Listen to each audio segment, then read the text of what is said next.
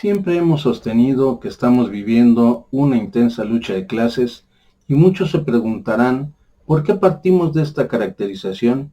Si los ideólogos norteamericanos y de todo el llamado mundo occidental y paladines en la defensa de la democracia y del mundo libre, entre comillas, nos han dicho que la lucha de clases ya no existe y que se acabaron las ideologías. Este mundo libre se cree que es la única alternativa para la humanidad y se sienten capaces de borrar la realidad con sus lemas y sus medios masivos de comunicación en contra de los pueblos que aspiran a su verdadera libertad, independencia, desarrollo y soberanía. Para lograr sus objetivos de dominación y control, echan mano de todo un enjambre de instituciones oficiales y no oficiales, pero controlados centralmente de manera abierta o clandestina. Aparatos con los cuales desarrollan el espionaje, acciones encubiertas, la creación o impulso de diversas organizaciones para impulsar su ideario reaccionario procapitalista en la defensa de la democracia representativa de los ricos. Lo que les presentamos en esta ocasión es un acercamiento a lo que es una compleja madeja de instituciones, que funcionan a nivel mundial y que ahora por primera vez en nuestra historia contemporánea se muestran como son. Algunos personajes que se dicen de izquierda llaman a esta información teoría de conspiración, lo cual no es cierto, ya que la información que proporcionamos son reales y objetivas. Está tomada de los propios documentos de dichas organizaciones e instituciones y de las experiencias verídicas de las luchas de los pueblos de América Latina. Además que dicho concepto ha sido acuñado por la ideología de la clase dominante para sembrar la duda de una verdad que se quiere ocultar, y como muestra el ejemplo del golpe militar en Chile en 1973, orquestado por algunas de las organizaciones que citaremos, y para demostrarlo veamos los documentos desclasificados en Estados Unidos de la CIA, en donde quedó demostrado que el primero en dar dinero para ese infame golpe fue Richard Nixon.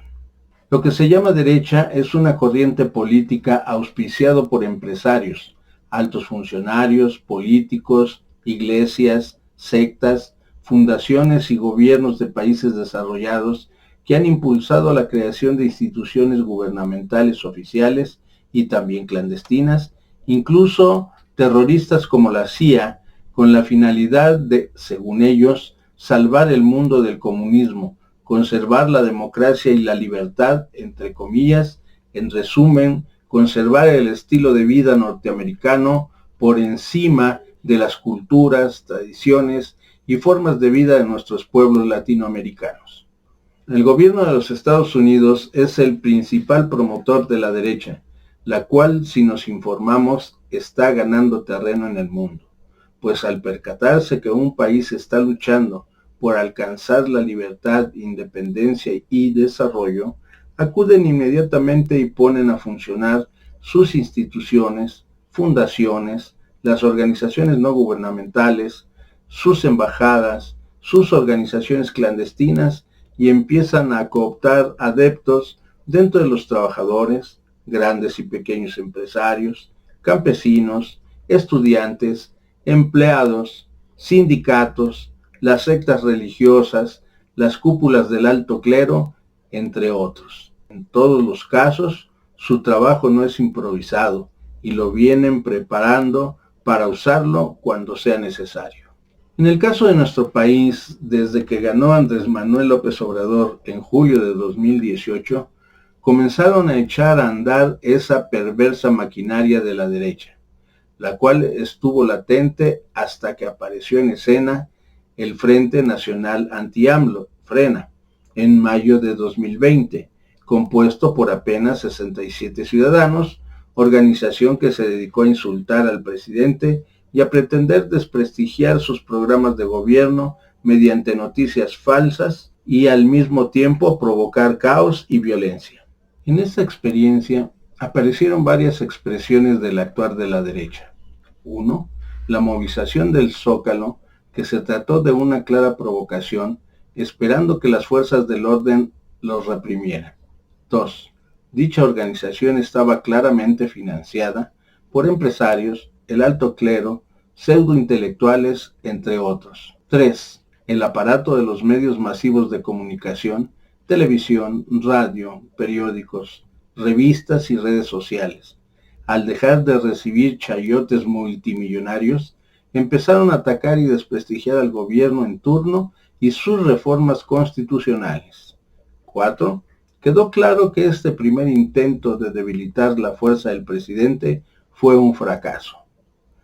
La derecha opera a nivel internacional y ya se expresa abiertamente en México, operando desde el Congreso y el Departamento de Estado de los Estados Unidos, donde los más activos son los senadores del Partido Demócrata, la Cámara de Comercio de los Estados Unidos, empresas petroleras, ya que ellos han solicitado al presidente Joe Biden detener las reformas impulsadas por el presidente, entre las que se encuentran: 1.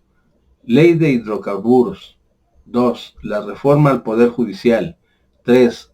El Padrón Nacional de Usuarios de Telefonía Móvil. 4. La ley para regular la subcontratación laboral, outsourcing. 5. La ley de la industria eléctrica. Reformas que tienen la finalidad de romper con su sello neoliberal que le impusieron la oligarquía financiera globalizada y los gobiernos mexicanos desde Carlos Salinas hasta Enrique Peña Nieto. El enjambre de instituciones y organizaciones con que cuenta la derecha en México no es fácil de identificar, ya que operan desde muchos lados, pero es sumamente importante que ubiquemos correctamente quiénes son, dónde están y quiénes ponen el dinero y otros recursos, por lo que les presentaremos un cuadro que esperemos contribuya para ver cómo está integrada parte de la derecha que hoy combate al pueblo de México.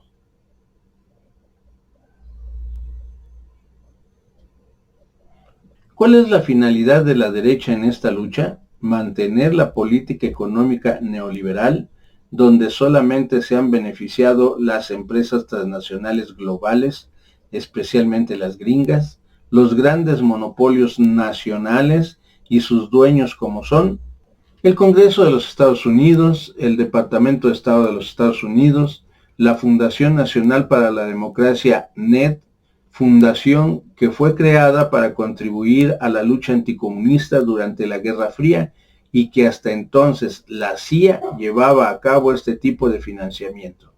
La Agencia de los Estados Unidos para el Desarrollo Internacional, USAID, que en palabras de John F. Kennedy al fundar esta agencia indicó: no podemos eludir nuestras obligaciones morales como líder sabio y buen vecino en la comunidad interdependiente de naciones libres. Y también está la Embajada de Estados Unidos en México y no podía faltar otro de sus brazos ejecutores, la Organización de Estados Americanos, OEA, a quien llaman el Ministerio de Colonias de Estados Unidos, y a quien acudieron el PAN, Adrián de la Garza del PRI, Samuel García del Movimiento Ciudadano, para que vengan a intervenir en las elecciones del 6 de junio próximo.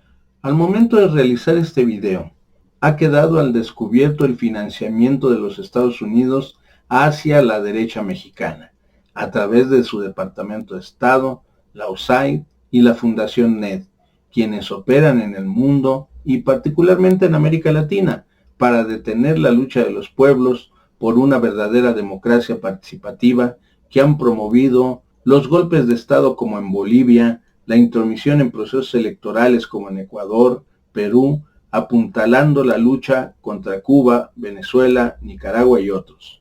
En México, estas organizaciones financian, entre otros no descubiertos, la revista Artículo 19, que recibe dinero de embajadas y fundaciones extranjeras de países capitalistas y es dirigida por personal distinguido de la derecha, ONGs, como es el caso de Frena, Mexicanos contra la Corrupción y la Impunidad, Sí por México y Va por México, convertido en el frente electoral por los partidos políticos PAN, PRI y PRD, y partidos satélites. En otro nivel tenemos a las organizaciones empresariales y empresarios en lo individual, como son Claudio X González Laporte, padre de Claudio X González Guajardo, a Juan Bosco Abascal del PAN Yunque, a Gilberto Lozano de Frena, a Enrique Krause y Héctor Aguilar Camín, el Consejo Mexicano de Negocios. A la lista se agregan los dueños o responsables de Soriana, Ricardo Martín Bringas, del Grupo México de Germán Larrea, Softec de Blanca Treviño y Cinépolis de Alejandro Ramírez, actual presidente del Consejo, y quien en los últimos días ha encabezado al empresariado en el intercambio de acusaciones y mentiras contra el actual gobierno.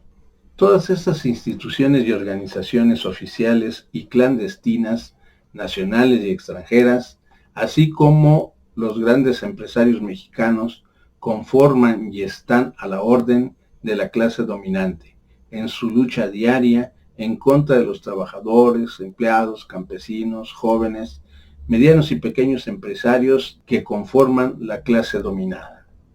Por eso decimos que estamos ante una intensa lucha de clases, donde cada una enarbola proyectos diferentes de sociedad.